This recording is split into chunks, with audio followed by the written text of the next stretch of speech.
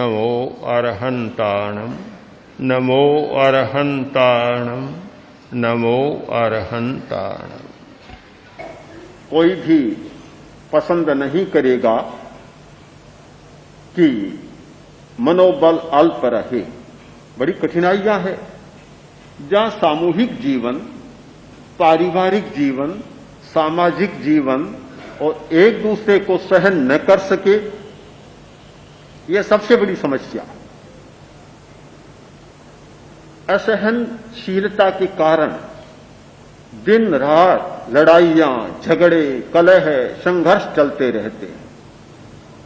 इस स्थिति में हर व्यक्ति यह चाहेगा कि सहिष्णुता का विकास हो, किंतु सहिष्णुता का विकास तब संभव है कि मनोबल का विकास हो। मनोबल आयुर्वेद में बतलाया गया है कि 3 प्रकार का होता है। एक सहज, एक कालकृत और तीसरा युक्तिकृत। सहज कुछ लोगों को आनुवंशिकता के कारण मनोबल मिलता है। परंपरा, वंश परंपरा के कारण, माता पिता की विशिष्टता के कारण मनोबल मिल जाता है। माता और पिता मनोबली होते हैं तो पुत्र को भी मनोबल एक विरासत के रूप में प्राप्त हो जाता है। इसीलिए माता को गर्भावस्था में विशेष जागरूक रहना होता है। जो माता उस स्थिति में जागरूक नहीं होती, वह अपनी संतान के भविष्य को अंधकार में डाल देती है। और जो माता इस विषय में जागरूक होती है, वह शायद संतान को आगे बढ़ने में बहुत प्रेरणा दे देती है, रास्ता बना देती है। तो माता पिता के द्वारा जो प्राप्त होता है वह सहज मनोबल होता है।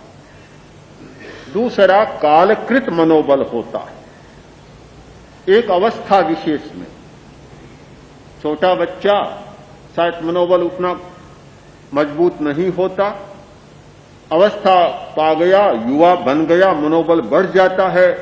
बूढ़ा होता है तो फिर मनोबल लड़खड़ा जाता है, बड़ा कमजोर हो जाता है। बूढ़े की नियंत्रण शक्ति बड़ी कमजोर हो जाती है। मस्तिष्क के तंतु ढीले पड़ जाते हैं, न अपने पर कंट्रोल कर पाता, न मनोबल को रख पाता। कालकृत होता है मनोबल। और कालकृत का एक दूसरा अर्थ भी हो सकता है कि ऋतुकृत या समयकृत। अमुक समय में मनोबल बढ़ जाता है और अमुक समय में मनोबल घट भी जाता है। ऐसा भी होता है समय समय पर। शायद रात में मनोबल घट जाता है और दिन में मनोबल बढ़ जाता है। प्रकाश होता है, आदमी का मनोबल होता है। रात होती है तो मनोबल घट जाता है। दिन में किसी को स्मशान में जाना हो तो आदमी चला जा सकता है।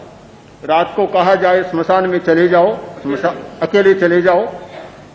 स्मशान तो वही है, वही क्षेत्र है, वही जाने वाला व्यक्ति दिन में चला गया था, रात में नहीं जा पाएगा, क्योंकि समय रात का है, मनोबल घट जाएगा। प्रकाश के साथ मनोबल बढ़ता है और अंधकार के साथ मनोबल घटता है। तो कालकृत भी मनोबल का अंतर होता है।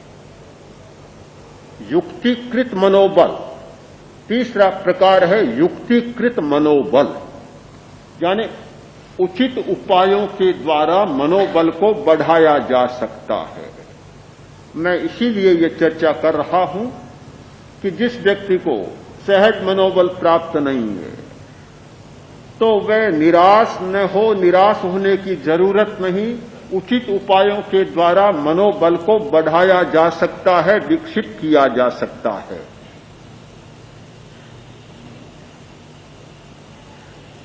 भोजन भी एक कारण बनता है कि संतुलित भोजन, उपयुक्त भोजन होता है या उपयुक्त वनस्पतियां मिलती है, आदमी का मनोबल बढ़ जाता है। यह प्रेक्षा ध्यान का प्रयोग भी एक उपाय है मनोबल को बढ़ाने का।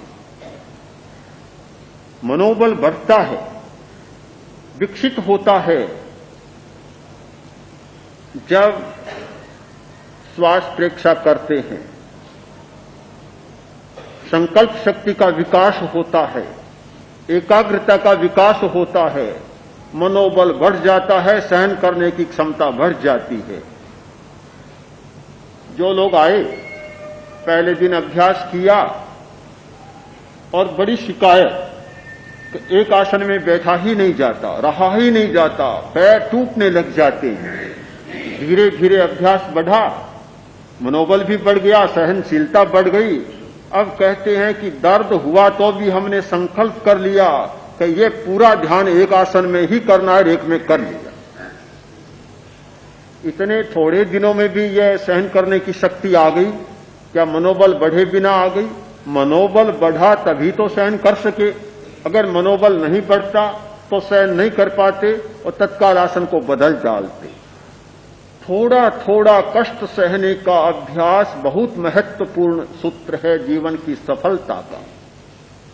एक आराम तलबी का सूत्र है, दूसरी ओर सहनशीलता का सूत्र है।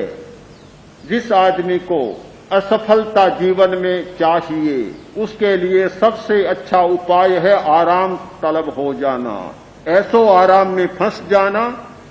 यह असफलता का स्वर्ण सूत्र है। और जिस व्यक्ति को सफल होना हो, उसे कष्ट सहना सीखना होगा। भगवान महावीर का वह वचन बहुत महत्वपूर्ण है। जैसे जैसे उस पर मनन करते हैं, ऐसा लगता है कि जीवन की सफलता और असफलता का विवरण बहुत थोड़े में उन्होंने दे दिया। सुहसाय गस्य समणस्य निगाम साइस्य उच्छोलना पहो इससे दुल्लहा सुगई तारी सगस्य। कि जो श्रमण, जो मुनि सुख चाहता है, सुख का रसिक है, बहुत सोना चाहता है, दिन में भी सोना, रात में भी सोना, जब भी समय मिले तब सोना, सो जाना चाहता है, आलसी पड़े रहना चाहता है। 2-3 दिन पहले पंडित दलसुख मालवणिया आचार्य श्री के पास पहुंचे और बोले कि आचार्य श्री बात क्या है? मैं जब भी आपको देखता हूं आप श्रम करते रहते हैं, सोते नहीं, बैठे रहते हैं, बैठे रहते हैं। इस पर भी उन्हें आश्चर्य था कि आप बैठे रहते हैं और इस अवस्था में 70 के आसपास फिर दिन भर आप बैठे रहते हैं। मैं तो बहुत सारे साधुओं के पास जाता हूं, 40 भी पूरे नहीं कर पाए हैं, या तो मसनद के सहारे ऐसे बैठे रहते हैं जैसे गद्दा लगाए पीछे, और या लेटे लेटे, मुझसे भी कई बार बात करते हैं तो लेटे लेटे करते हैं, बैठकर बात करने का अवकाश नहीं है उनको। बड़ा आश्चर्य है। आचार्य तुलसी सोते रहते तो आचार्य तुलसी नहीं बनते, कभी नहीं बनते, और कुछ ही बनते। शायद आप लोग जानते भी नहीं आचार्य तुलसी कौन है। आचार्य तुलसी बने हैं अपने श्रम के कारण बने हैं। इतना श्रम किया है, इतना परिश्रम, निरंतर जागरूकता, निरंतर परिश्रम, और क्या, ज्वर की अवस्था में भी बैठे बैठे प्रतिक्रमण करना नहीं चाहते।